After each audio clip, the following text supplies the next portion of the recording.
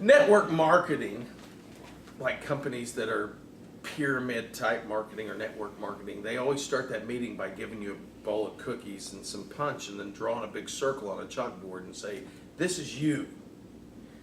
What's your mom and dad's name? What's your brother and sister's name? And does your brother and sister have any adult? And they show you how to build a circle of influence.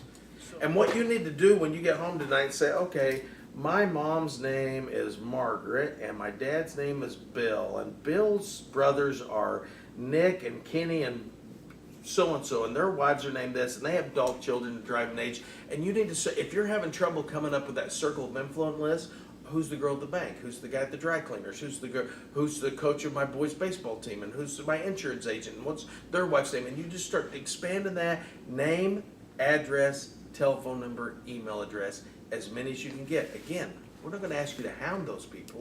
We're going to ask you to let every single person that you know what you do for a living. That makes sense? Oh, yeah. All right. Your project today is to go. How many of you know how to use Excel? If you don't know how to use Excel, the fields are first name, last name, address, street address, city, state, zip, telephone, email. Separate fields. Don't put the address in one field because you'll never be able to sort it by city. You'll never. Street address, like 106 Short, Galena, Kansas, 66739, telephone number, email address. That's how you need to sort those fields for your personal circle of influence. If you don't, get a notebook. Write all that information in a notebook. Bring it to me, hand it to me. I'll have one of our girls that work by the hour put it in Excel format for you so you'll be able to, you'll want that list. Those are every living human being that knows who you are. We're not going to hassle them.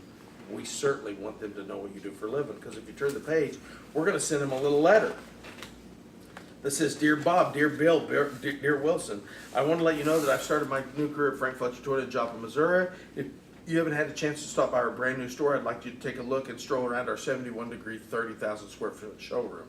If you're in the market for a new used car, truck, SUV, I'm just a phone call away. With pre-owned vehicles starting at $49.95 and lease payments as low as $159 a month, I'm confident I can help you find a vehicle that fits your taste as well as your budget. Besides Toyota, we handle the quality nameplates of Hyundai, Nissan, Honda, Ford, Chrysler, Dodge, Jeep, Kia, and Mercedes-Benz, and I sell from all Fletcher lots. And I'm always a phone call away. Please give me a call. If you need help with your next vehicle, you can also email me at whatever your email address, see you soon, and your telephone number. Every single person that you know is going to get that email or a piece of snail mail, and then we're going to follow up with them at least quarterly to keep top of mind awareness, to make sure that they remember when they do get in the market what you do for a living. Like I said, we're not going to hound them, but my goodness gracious, we want everybody to know. Your success or failure in the car business is completely and totally dependent on the fact that people know what you do for a living. I sell on the average of 15 to 25 cars a month, and I don't call anybody. And here's why. How many of you ever flew kites before? Ever been kite flying? Let's say you're 6 years old and you're at the park and your dad, I'm from Galena, and proud to say the poorest town in southeast Kansas. And my friends had plastic kites, but my dad made our kites out of switches and the funny paper. So on Sunday, he'd make it in the springtime. He'd make us a kite out of the funny papers, and he'd get. Kenny knows what I'm talking about. He'd get the funny papers, and he'd make us a kite, and he took us to the park and say, "Come on, we're gonna go fly this kite." And I go, "Dad, I don't think that thing's gonna fly. I mean, we can go, but you take this string, and I want you to run. I want you to run as fast as you can, and this thing's going to fly." And you go, Dad, my friends are up there. I'm going to be kind of embarrassed.